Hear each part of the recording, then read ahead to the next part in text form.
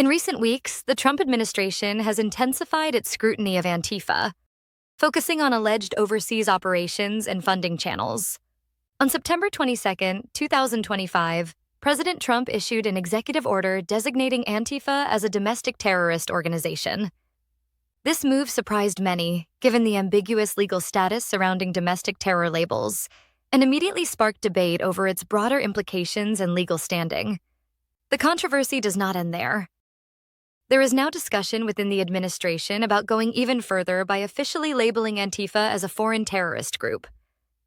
This would represent a significant escalation in how the government treats Antifa and could have far-reaching effects on law enforcement and national security strategies moving forward.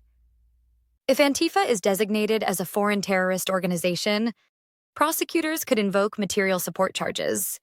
These charges, which currently apply to foreign terror organizations, carry heavy penalties. The potential to use these legal tools marks a new phase in the administration's approach, raising questions about civil liberties and the future of protest movements in the United States.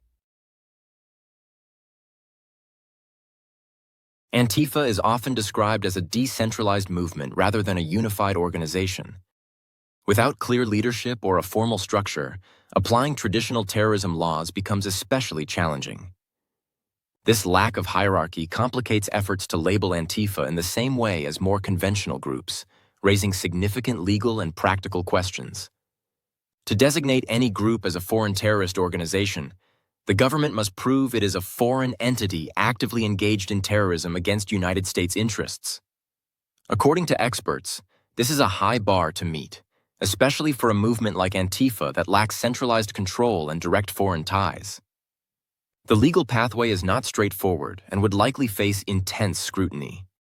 If such a designation were to move forward, the consequences could be far-reaching. Social media platforms might begin moderating content linked to Antifa, while nonprofits and universities could steer clear of related topics to avoid being seen as offering support. Whether legally viable or not, the political stakes and consequences would be extremely high.